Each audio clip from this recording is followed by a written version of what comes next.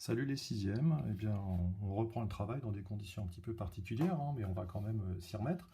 Alors, on continue l'étude du périmètre des figures complexes, c'est-à-dire celles où j'aime bien prendre un polygone, enlever à un côté et le remplacer par un morceau de cercle. Alors, j'ai préparé cette petite figure à main levée. Il va falloir qu'on la trace en vrai d'abord pour commencer, et puis après on se posera la question de comment calculer le périmètre de cette figure. Déjà tu peux t'apercevoir que le point de départ c'est un triangle équilatéral de 5 cm de côté. Et puis il y a le côté CB que j'ai mis en pointillé, c'est-à-dire qu'une fois qu'on a tracé le triangle, on efface ce côté et on le remplace par cet arc de cercle. Alors l'arc de cercle, il a pour centre le point A, il commence au point B et il s'achève au point C. C'est-à-dire que pour le construire, une fois que j'ai fait mon triangle, je pique le compas sur le point A, le compas je dois l'ouvrir à 5 cm, j'amène la pointe de crayon sur le point B et je trace jusqu'à rejoindre le point C. Alors ce triangle, donc on commence par tracer le triangle ABC. Le mieux, ça va être de construire un des trois côtés, donc par exemple le côté CB avec 5 cm. C'est parti.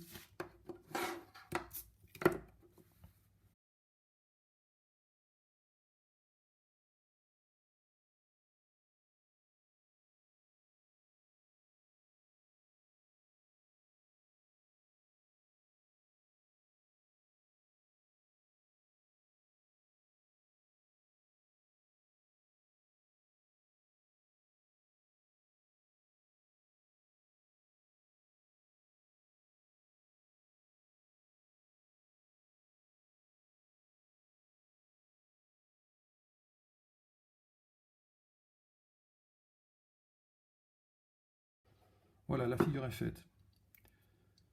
Et donc, ce qu'on va faire maintenant, la suite de l'exercice, ça va être de calculer le périmètre de cette figure. Donc, il faut imaginer, si on fait le tour de la figure en commençant au point A, donc on rencontre un premier segment de 5 cm, ensuite on a cet arc de cercle de centre A et de rayon 5 cm, il va falloir qu'on calcule sa longueur, et puis ensuite on rencontre à nouveau un segment de 5 cm. Donc pour calculer le périmètre de cette figure, on va avoir deux fois le côté de 5 cm, plus une fois la longueur de cet arc de cercle.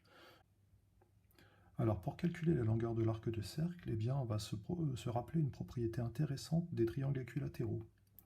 J'en ai fabriqué 6 dans du papier canson.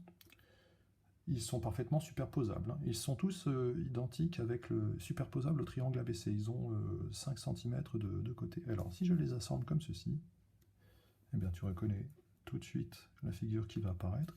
Ça va être un hexagone régulier.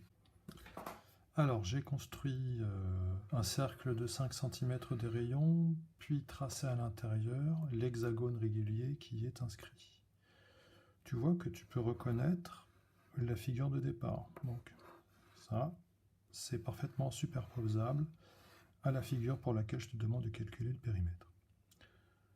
Alors grâce à cette construction, je vois que finalement mon cercle, il est partagé en 1, 2, 3, 4, 5, il est partagé en 6 parts égales. Donc finalement la longueur de cet arc de cercle, c'est 1/6 de la longueur du cercle entier. Et donc cet arc de cercle de centre A et de rayon 5 cm, il a la même longueur que cet arc de cercle-là, c'est-à-dire qu'il vaut 1/6 de la longueur de ce cercle de 5 cm de rayon. S'il fait 5 cm de rayon, il faut aussi 10 cm de diamètre. Alors maintenant, on va passer au calcul. Donc j'ai préparé ça. Donc on a dit tout à l'heure qu'il fallait faire 2 fois la longueur AB, plus une fois la longueur de l'arc de cercle. Donc pour la longueur de l'arc de cercle,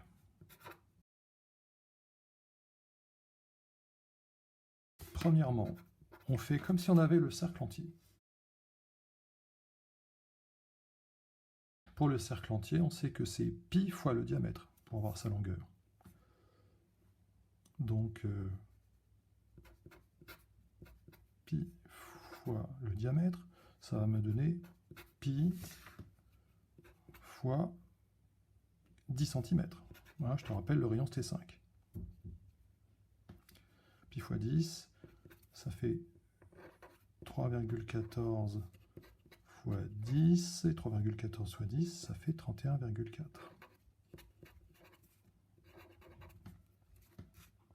Donc ça, c'est si le cercle est entier. Mais nous, on a dit qu'il fallait prendre 1/6. Donc là, je vais mettre deuxièmement. L'arc mesure 1/6.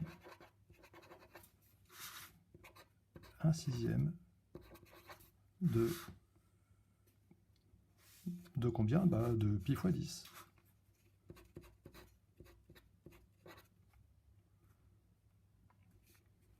C'est-à-dire 1/6 multiplié par pi multiplié par 10. On va faire ça à la calculatrice. Alors, j'espère qu'on verra l'écran, ça va pas être facile. Donc, seconde pi fois 10, je peux faire exé. La machine me dit 10 pi parce qu'elle me donne la valeur exacte. Si j'appuie sur SD, j'ai 31,41. Alors moi j'avais 31,4 parce que j'ai calculé avec 3,14. Mais si je calcule avec la calculatrice, si je calcule avec la touche pi, évidemment j'ai plus de précision. Alors on veut prendre 1/6, c'est-à-dire qu'il va falloir diviser par 6. Donc je fais rep, diviser 6. La machine me donne 5/3 fois pi. J'appuie sur SD pour avoir la valeur décimale. Ça fait environ 5,23598. Et si je veux arrondir au centième, par exemple, derrière le 3, j'ai 5, donc je vais avoir un arrondi égal à 5,24. Donc on va mettre ici environ 5,24 cm. 5,24 cm, c'est juste la longueur de cet arc de cercle-là. Et maintenant, il faut qu'on ajoute 2 fois la longueur du côté AB. Donc 2 fois 5, plus 5,24. 2 fois 5, ça fait 10, plus 5,24, ça va me faire 15,24 cm.